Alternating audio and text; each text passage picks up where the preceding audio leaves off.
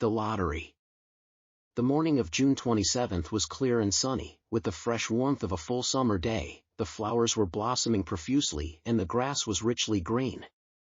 The people of the village began to gather in the square, between the post office and the bank, around 10 o'clock. In some towns there were so many people that the lottery took 2 days and had to be started on June 26th, but in this village, where there were only about 300 people, the whole lottery took only about 2 hours, so it could begin at 10 o'clock in the morning and still be through in time to allow the villagers to get home for noon dinner.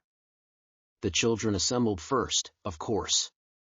School was recently over for the summer, and the feeling of liberty sat uneasily on most of them. They tended to gather together quietly for a while before they broke into boisterous play, and their talk was still of the classroom and the teacher, of books and reprimands. Bobby Martin had already stuffed his pockets full of stones, and the other boys soon followed his example, selecting the smoothest and roundest stones. Bobby and Harry Jones and Dickie Delacroix, the villagers pronounced this name Delacroix, eventually made a great pile of stones in one corner of the square and guarded it against the raids of the other boys. The girls stood aside, talking among themselves, looking over their shoulders at the boys, and the very small children rolled in the dust or clung to the hands of their older brothers or sisters. Soon the men began to gather, surveying their own children, speaking of planting and rain, tractors and taxes. They stood together, away from the pile of stones in the corner, and their jokes were quiet and they smiled rather than laughed. The women, wearing faded house dresses and sweaters, came shortly after their menfolk. They greeted one another and exchanged bits of gossip as they went to join their husbands. Soon the women, standing by their husbands, began to call to their children, and the children came reluctantly, having to be called 4 or 5 times. Bobby Martin ducked under his mother's grasping hand and ran, laughing, back to the pile of stones. His father spoke up sharply, and Bobby came quickly and took his place between his father and his oldest brother. The lottery was conducted, as were the square dances, the teenage club, the Halloween program, by Mr. Summers, who had time and energy to devote to civic activities. He was a round-faced, jovial man and he ran the coal business, and people were sorry for him, because he had no children and his wife was a scold. When he arrived in the square, carrying the black wooden box, there was a murmur of conversation among the villagers, and he waved and called, "Little late today, folks." The postmaster, Mr. Graves, followed him, carrying a 3-legged stool, and the stool was put in the center of the square and Mr. Summers set the black box down on it. The villagers kept their distance, leaving a space between themselves and the stool, and when Mr. Summers said, "Some of you fellows want to give me a hand," there was a hesitation before 2 men, Mr. Martin and his oldest son, Baxter, came forward to hold the box steady on the stool while Mr. Summers stirred up the papers inside it. The original paraphernalia for the lottery had been lost long ago, and the black box now resting on the stool had been put into use even before Old Man Warner, the oldest man in town, was born. Mr. Summers spoke frequently to the villagers about making a new box, but no one liked to upset even as much tradition as was represented by the black box. There was a story that the present box had been made with some pieces of the box that had preceded it, the one that had been constructed when the first people settled down to make a village here. Every year, after the lottery, Mr. Summers began talking again about a new box, but every year the subject was allowed to fade off without anything's being done. The black box grew shabbier each year. By now it was no longer completely black but splintered badly along one side to show the original wood color, and in some places faded or stained. Mr. Martin and his oldest son, Baxter, held the black box securely on the stool until Mr. Summers had stirred the papers thoroughly with his hand. Because so much of the ritual had been forgotten or discarded, Mr. Summers had been successful in having slips of paper substituted for the chips of wood that had been used for generations. Chips of wood, Mr. Summers had argued, had been all very well when the village was tiny, but now that the population was more than 300 and likely to keep on growing, it was necessary to use something that would fit more easily into the black box. The night before the lottery, Mr. Summers and Mr. Graves made up the slips of paper and put them into the box, and it was then taken to the safe of Mr. Summers' coal company and locked up until Mr. Summers was ready to take it to the square next morning. The rest of the year, the box was put away, sometimes one place, sometimes another. It had spent 1 year in Mr. Graves' barn and another year underfoot in the post office, and sometimes it was set on a shelf in the Martin grocery and left there. There was a great deal of fussing to be done before Mr. Summers declared the lottery open. There were the lists to make up, of heads of families, heads of households in each family, members of each household in each family. There was the proper swearing in of Mr. Summers by the postmaster, as the official of the lottery. At one time, some people remembered, there had been a recital of some sort, performed by the official of the lottery, a perfunctory, tuneless chant that had been rattled off duly each year. Some people believed that the official of the lottery used to stand just so when he said or sang it. Others believed that he was supposed to walk among the people, but years and years ago this part of the ritual had been allowed to lapse.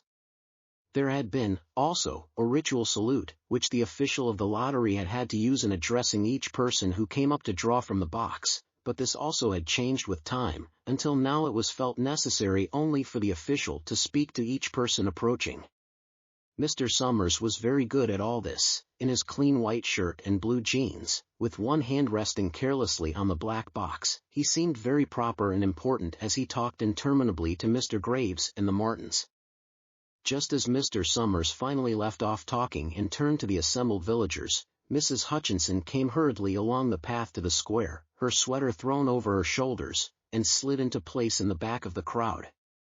"Clean forgot what day it was," she said to Mrs. Delacroix, who stood next to her, and they both laughed softly.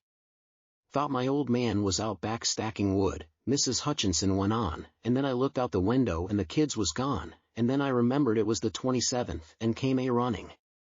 She dried her hands on her apron, and Mrs. Delacroix said, "You're in time, though. They're still talking away up there." Mrs. Hutchinson craned her neck to see through the crowd and found her husband and children standing near the front. She tapped Mrs. Delacroix on the arm as a farewell and began to make her way through the crowd. The people separated good-humoredly to let her through. 2 or 3 people said, in voices just loud enough to be heard across the crowd, "Here comes your Mrs. Hutchinson, and Bill, she made it after all." Mrs. Hutchinson reached her husband, and Mr. Summers, who had been waiting, said cheerfully, "Thought we were going to have to get on without you, Tessie." Mrs. Hutchinson said, grinning, "Wouldn't have me leave them dishes in the sink, now, would you, Joe?" And soft laughter ran through the crowd as the people stirred back into position after Mrs. Hutchinson's arrival. "Well, now," Mr. Summers said soberly, "guess we better get started, get this over with, so's we can go back to work. Anybody ain't here?" "Dunbar," several people said. "Dunbar, Dunbar." Mr. Summers consulted his list. "Clyde Dunbar," he said. "That's right. He's broke his leg, hasn't he? Who's drawing for him?" "Me, I guess," a woman said, and Mr. Summers turned to look at her. "Wife draws for her husband," Mr. Summers said. "Don't you have a grown boy to do it for you, Janie?" Although Mr. Summers and everyone else in the village knew the answer perfectly well, it was the business of the official of the lottery to ask such questions formally. Mr. Summers waited with an expression of polite interest while Mrs. Dunbar answered. "Horace is not but 16 yet," Mrs. Dunbar said regretfully. "Guess I gotta fill in for the old man this year." "Right," Mr. Summers said. He made a note on the list he was holding. Then he asked, "Watson boy drawing this year?" A tall boy in the crowd raised his hand. "Here," he said. "I'm drawing for mother and me." He blinked his eyes nervously and ducked his head as several voices in the crowd said things like, "Good fellow, Jack," and "Glad to see your mother's got a man to do it." "Well," Mr. Summers said, "guess that's everyone. Old man Warner make it?" "Here," a voice said, and Mr. Summers nodded. A sudden hush fell on the crowd as Mr. Summers cleared his throat and looked at the list. "All ready," he called. "Now, I'll read the names, heads of families first, and the men come up and take a paper out of the box. Keep the paper folded in your hand without looking at it until everyone has had a turn.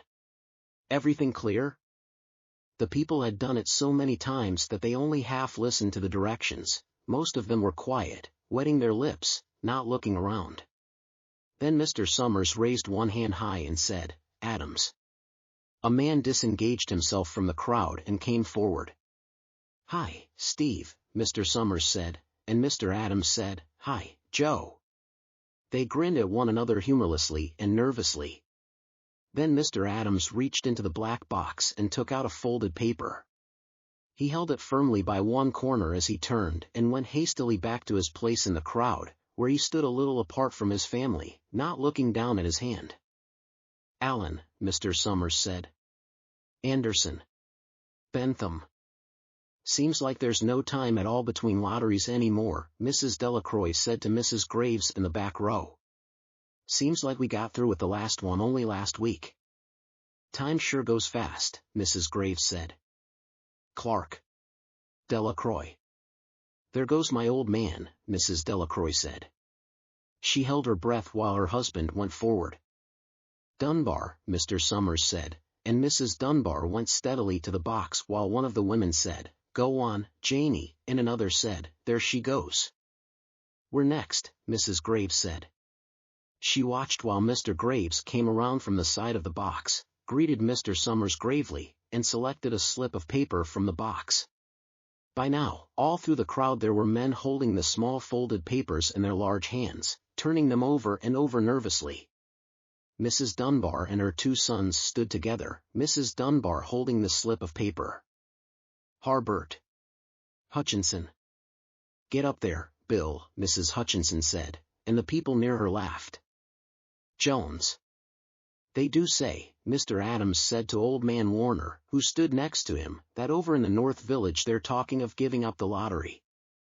Old Man Warner snorted. "Pack of crazy fools," he said. "Listening to the young folks, nothing's good enough for them.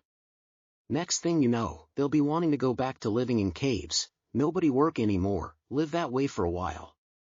Used to be a saying about lottery in June, corn be heavy soon. First thing you know, we'd all be eating stewed chickweed and acorns. There's always been a lottery," he added petulantly. "Bad enough to see young Joe Summers up there joking with everybody." "Some places have already quit lotteries," Mrs. Adams said. "Nothing but trouble in that," Old Man Warner said stoutly. "Pack of young fools." "Martin." And Bobby Martin watched his father go forward. "Overdyke. Percy." "I wish they'd hurry," Mrs. Dunbar said to her older son. "I wish they'd hurry." "They're almost through," her son said. "You get ready to run, tell Dad," Mrs. Dunbar said. Mr. Summers called his own name and then stepped forward precisely and selected a slip from the box. Then he called, "Warner." "77th year I been in the lottery," Old Man Warner said as he went through the crowd. "77th time." "Watson." The tall boy came awkwardly through the crowd. Someone said, "Don't be nervous, Jack," and Mr. Summers said, "Take your time, son." "Zanini." After that, there was a long pause, a breathless pause, until Mr. Summers, holding his slip of paper in the air, said, "All right, fellows." For a minute, no one moved, and then all the slips of paper were opened. Suddenly, all the women began to speak at once, saying, "Who is it? Who's got it? Is it the Dunbars? Is it the Watsons?" Then the voices began to say, "It's Hutchinson. It's Bill, Bill Hutchinson's got it." "Go tell your father," Mrs. Dunbar said to her older son. People began to look around to see the Hutchinsons. Bill Hutchinson was standing quiet, staring down at the paper in his hand. Suddenly, Tessie Hutchinson shouted to Mr. Summers, "You didn't give him time enough to take any paper he wanted. I saw you. It wasn't fair." "Be a good sport, Tessie," Mrs. Delacroix called, and Mrs. Graves said, "All of us took the same chance." "Shut up, Tessie," Bill Hutchinson said. "Well, everyone," Mr. Summers said, "that was done pretty fast, and now we've got to be hurrying a little more to get done in time." He consulted his next list. "Bill," he said, "you draw for the Hutchinson family. You got any other households in the Hutchinsons?" "There's Don and Eva," Mrs. Hutchinson yelled. "Make them take their chance."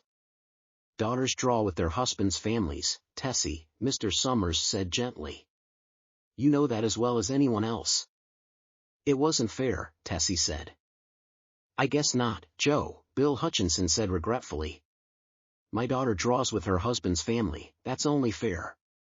And I've got no other family except the kids. Then, as far as drawing for families is concerned, it's you, Mr. Summers said in explanation, and as far as drawing for households is concerned, that's you, too. Right? Right, Bill Hutchinson said. How many kids, Bill? Mr. Summers asked formally. 3, Bill Hutchinson said. There's Bill, Jr., and Nancy, and little Dave. And Tessie and me. All right, then, Mr. Summers said. Harry, you got their tickets back? Mr. Graves nodded and held up the slips of paper. Put them in the box, then, Mr. Summers directed. Take Bill's and put it in. I think we ought to start over, Mrs. Hutchinson said, as quietly as she could. I tell you it wasn't fair. You didn't give him time enough to choose. Everybody saw that. Mr. Graves had selected the 5 slips and put them in the box, and he dropped all the papers but those onto the ground, where the breeze caught them and lifted them off. Listen, everybody, Mrs. Hutchinson was saying to the people around her. Ready, Bill? Mr. Summers asked, and Bill Hutchinson, with one quick glance around at his wife and children, nodded. Remember, Mr. Summers said, take the slips and keep them folded until each person has taken one. Harry, you help little Dave. Mr. Graves took the hand of the little boy, who came willingly with him up to the box. Take a paper out of the box, Davy, Mr. Summers said. Davy put his hand into the box and laughed.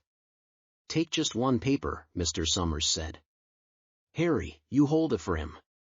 Mr. Graves took the child's hand and removed the folded paper from the tight fist and held it while little Dave stood next to him and looked up at him wonderingly. Nancy next, Mr. Summers said. Nancy was 12, and her school friends breathed heavily as she went forward, switching her skirt, and took a slip daintily from the box. Bill, Jr., Mr. Summers said, and Billy, his face red and his feet overlarge, nearly knocked the box over as he got a paper out. Tessie, Mr. Summers said. She hesitated for a minute, looking around defiantly, and then set her lips and went up to the box. She snatched a paper out and held it behind her. Bill, Mr. Summers said, and Bill Hutchinson reached into the box and felt around, bringing his hand out at last with the slip of paper in it. The crowd was quiet. A girl whispered, I hope it's not Nancy, and the sound of the whisper reached the edges of the crowd. It's not the way it used to be, Old Man Warner said clearly. People ain't the way they used to be. All right, Mr. Summers said. Open the papers. Harry, you open little Dave's. Mr. Graves opened the slip of paper and there was a general sigh through the crowd as he held it up and everyone could see that it was blank. Nancy and Bill, Jr., opened theirs at the same time, and both beamed and laughed, turning around to the crowd and holding their slips of paper above their heads. Tessie, Mr. Summers said. There was a pause, and then Mr. Summers looked at Bill Hutchinson, and Bill unfolded his paper and showed it. It was blank. It's Tessie, Mr. Summers said, and his voice was hushed. Show us her paper, Bill. Bill Hutchinson went over to his wife and forced the slip of paper out of her hand. It had a black spot on it, the black spot Mr. Summers had made the night before with a heavy pencil in the coal company office. Bill Hutchinson held it up, and there was a stir in the crowd. All right, folks, Mr. Summers said. Let's finish quickly. Although the villagers had forgotten the ritual and lost the original black box, they still remembered to use stones.